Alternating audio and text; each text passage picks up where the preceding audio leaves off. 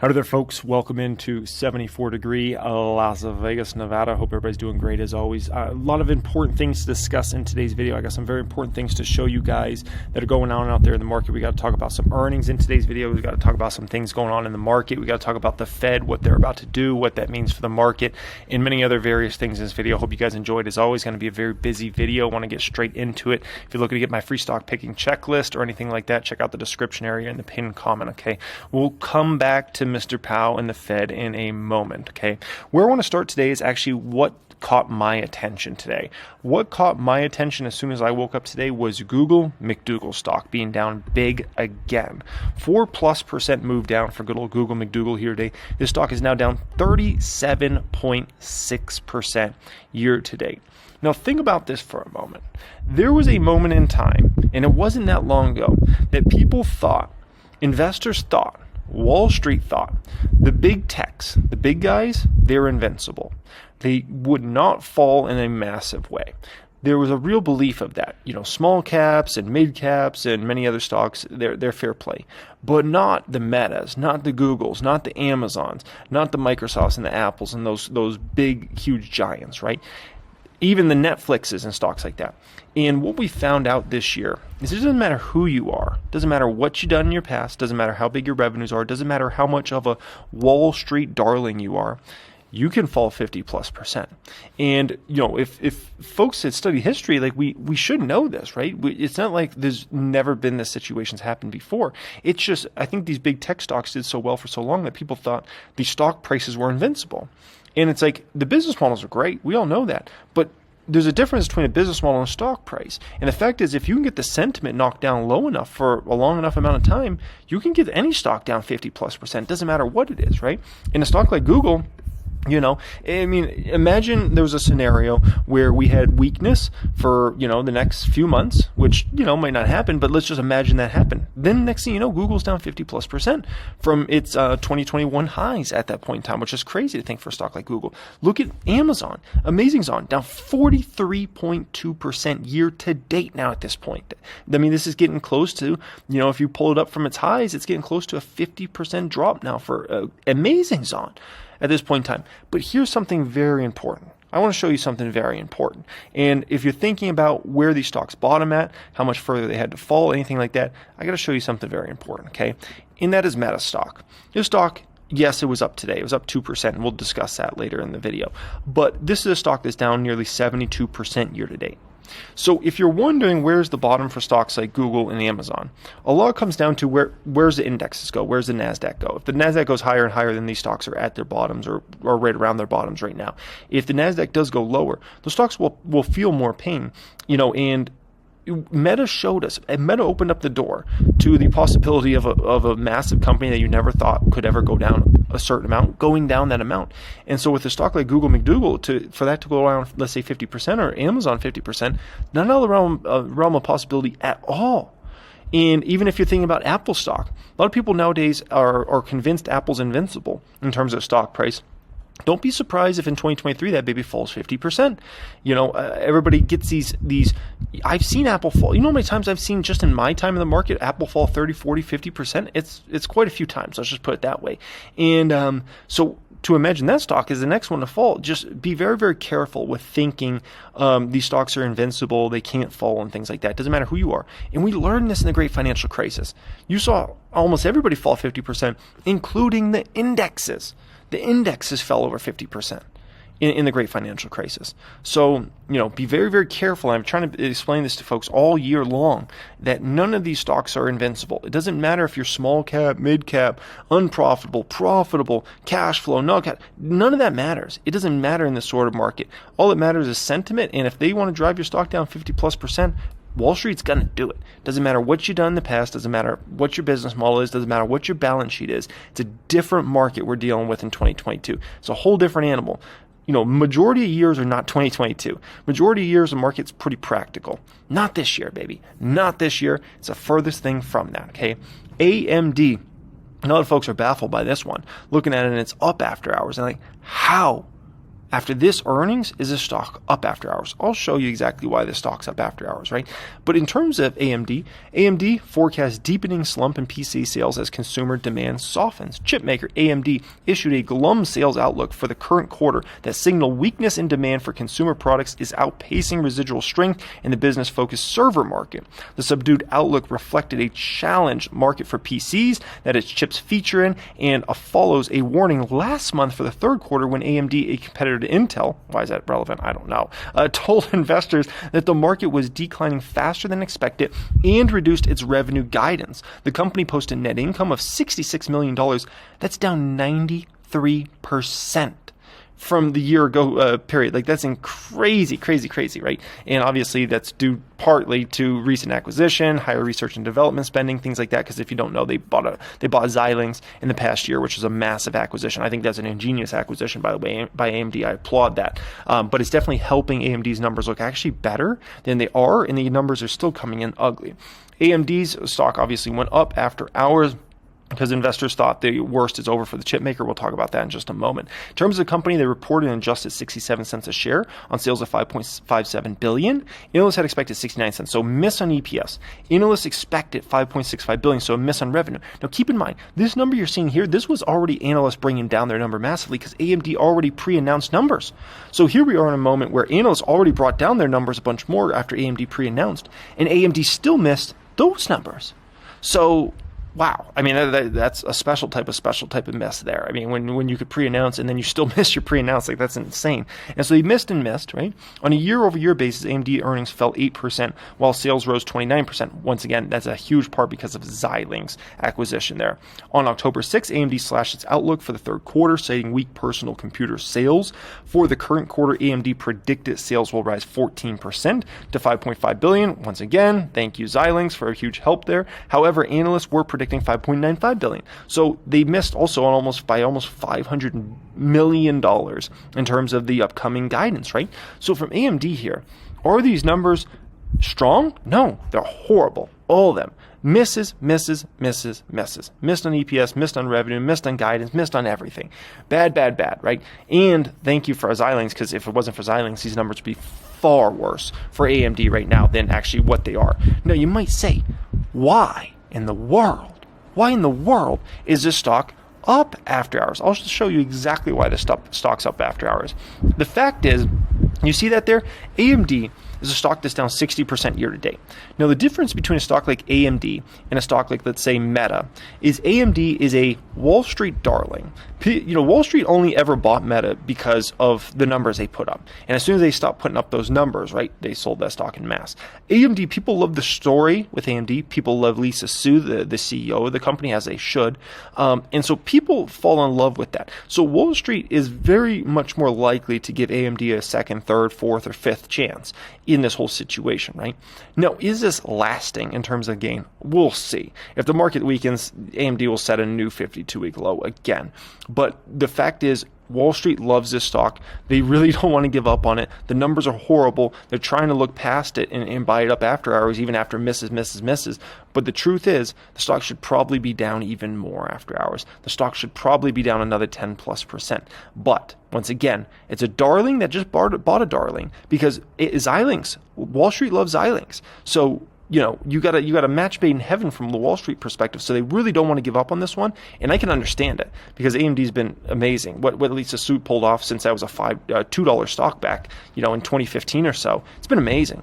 And now they own another darling of Xilinx. I mean, it's a great company. It's just, Wall Street wants to not give up on the story, and so they're trying to buy it up after hours, and it's like, man, the numbers just, they're not giving you too much confidence. But when you're down that much and you're a Wall Street darling, that's why you can get a little recovery there, okay? Now, this matters in a massive way. The FCC commissioner urges government to ban TikTok. And I don't know if you guys saw this headline, but this matters in a pretty significant way for several companies. I'll explain why in just a moment. A commissioner at the Federal Communications Commission, the FCC, on Tuesday called the U.S. government to ban social media platform TikTok over concerns about how the China-owned app handles data of American users. There is not, quote, a world in which you could come up with a sufficient protection on the data that you could have sufficient confidence that it's not finding its way back to the Chinese government, okay?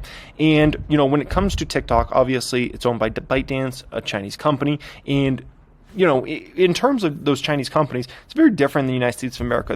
In the United States of America, there's a very huge difference between a company and the U.S. government, right? In China, it's not like that. In China, it seems like, especially if you're a big company, you are the Chinese government at the end of the day. And whatever the Chinese government wants access to, they're going to get whatever they want access to. There's no rights or trying to fight them off or something like that. You better do whatever the Chinese government says. There's no in between in that situation. It's a very precarious situation, right? So here we have, TikTok obviously being a massive thing that has attention. And so why this matters in a significant way to a ton of public companies is, remember, TikTok obviously takes a lot of attention away from other things. So if TikTok was to be banned in the United States, then it would likely be banned in Europe next. And that would be a benefit to companies like, obviously, Meta comes to mind. Google comes to mind with YouTube. Netflix comes to mind. Video games come to mind. Snapchat comes to mind. Because at the end of the day, if that was to be banned and outlawed for whatever reason, it's just, bottom line is, it would benefit everything else that takes attention, okay? Because that has taken attention away from other things over the past 1 to 2 years, and specifically with the younger audience. TikTok says it stores the data of U.S. users outside China and has never removed U.S. posts from the platform at the request of the Chinese government. Recent news stories have called into question the security of the user data. BuzzFeed reported in June that TikTok engineers based in China gained access to intimate information on U.S. users, such as phone numbers. Forbes reported last month that ByteDance intended to use the app to access information on some users. Okay, so this is where you get into some very troubling things, and I think it's definitely something the government has to take very, very serious, to be honest. And here's the thing, right? If you look at who really uses TikTok, it's the younger folks, right? And so, if you're concerned about what is being accessed here by potentially the Chinese government or not, right? You've got to remember, a massive amount of folks that use TikTok are minors. They're not even adults yet. So, when was it okay for just foreign countries, and especially ones that aren't really necessarily our best friends, to have access to all this information and data and private videos and photos and all these sorts of things? Little creepy there, right? This is the majority of folks that use TikTok are very, very young. So, I don't know, man. We'll see what happens there. But there's, in terms of the China-U.S. relationship, is it better or worse than it was a few years ago? It's worse. Remember when T-Man was coming down on TikTok? Remember when T-Man was coming down? Things have gotten worse between China and the U.S. since that time. So, it's not a realm of possibility for something to happen there. And, if reps take some key positions in midterms here, don't be surprised if a move happens there. I'm not necessarily betting on it either way, but it is something just to factor in there that I think is very important. And the last point I'll make on this is, why is it that our big tech companies like Google and Facebook, why is it that those companies can't really even be in China, or if they do, they basically just have to be a puppet for the Chinese government? Why is it that? And yet TikTok can just roam free in the United States. I don't get that. That doesn't make sense to me. That seems like we're just not taking things very serious in our country. And so that's something I look at and I'm like, it doesn't make any sense, man. It doesn't make any sense. So they can benefit from us, but we can't benefit from them? What kind of relationship is this? It just doesn't make any dang sense. And like I said, it's a bad relationship. We'll see what happens there, okay? Airbnb stock drops after weak revenue guidance. I think Wall Street actually is getting this one wrong. Let me explain things, okay? Adjusted earnings per share came in at $1.79 versus $1.53 was expected. Very impressive. Revenue came at $2.88 billion versus $2.83 billion was expected. Nights and Experience book came basically right in line. Airbnb said Q3 2022 was its most profitable quarter ever.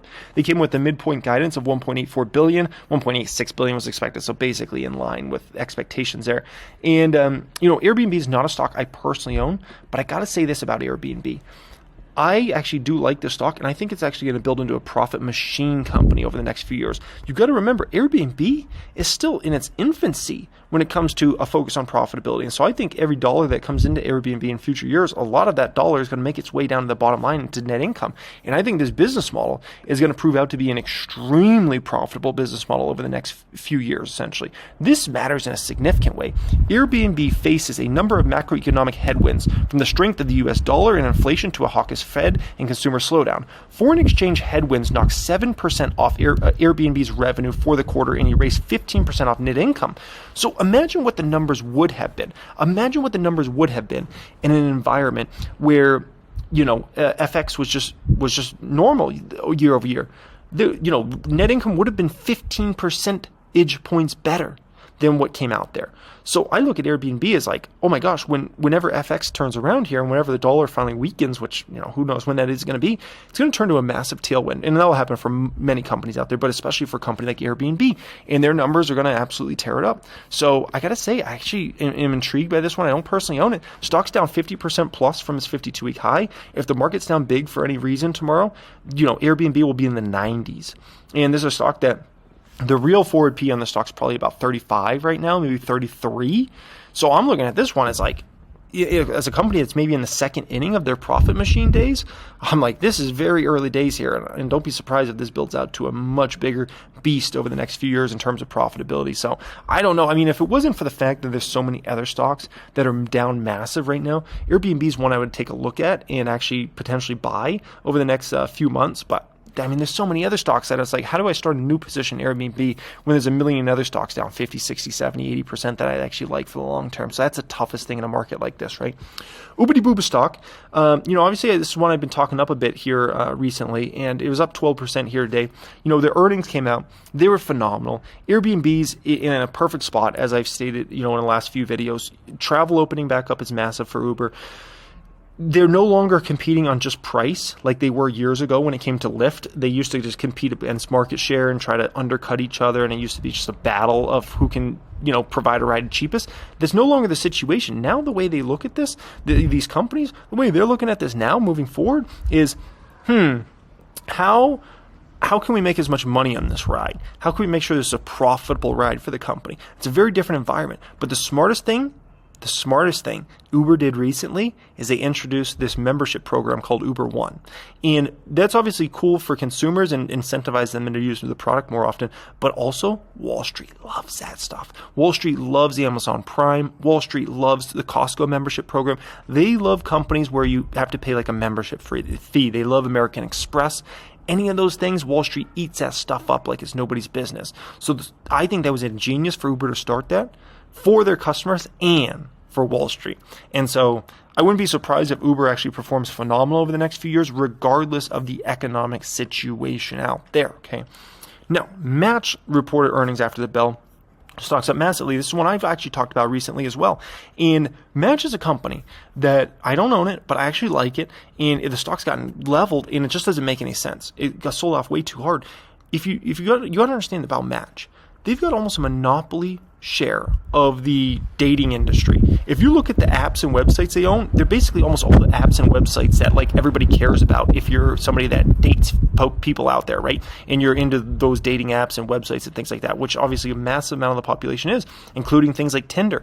And so Match is in a perfect position as the world opened back up and people start dating again and going out and doing stuff like that, just in a perfect position to benefit. And that's another one of those stocks that I look at and I'm like, I would not be surprised if Match stock, regardless of the economic environment over the next couple of years, performs very, very well, especially coming off of a heavily discounted pricing. So don't be surprised if that one does very well over the next few years, okay?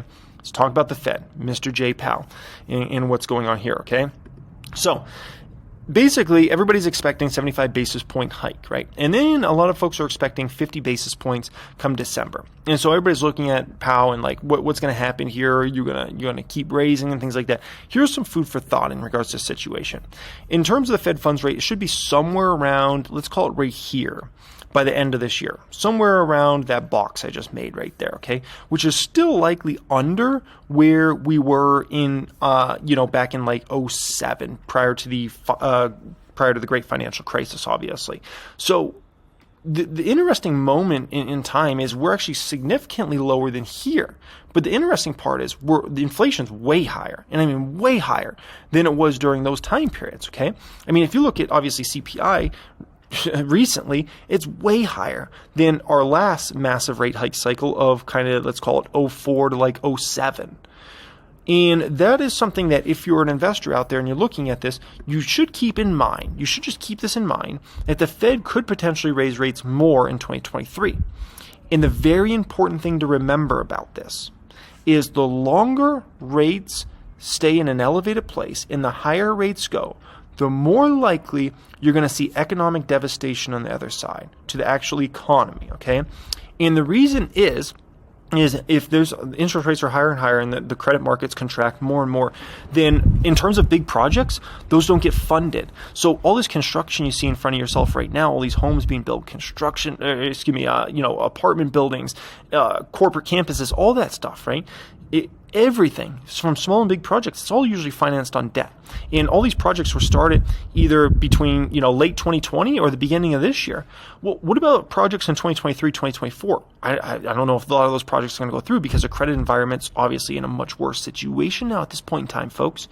So that's an important thing to remember. And that's why I'm not going to get too excited about what the Fed's going to do or potentially do or not do in a situation. It will be a big moment if Jay Powell can signal that, hey, we're going to start not raising as aggressively and we might go from 75 basis points to 50 basis points next time. That's a big moment for the market. But don't get too excited, because it's not out of the realm of possibility for the Fed to raise another 25 basis points, at some point in, let's say, February or March, and another 25 or 50 basis points next spring if CPI at that point in time, which we'll see what happens, but if CPI is still in the 5 or 6s, it's not out of the realm of possibility for them still to raise a little bit more. So that's just something to keep in mind out there and not get too excited in this whole situation. As for me, focus on long-term, buying companies I love for, the next few years. And obviously I made a massive move yesterday. If you didn't get to see that video, check out the video I released yesterday. Pretty epic move I made there, okay? Hope you guys enjoyed this video. As always, I appreciate everybody joining me. As always, guys, thank you everybody that subscribed to the channel. I appreciate each and every one of you guys. Much love as always, and have a great day.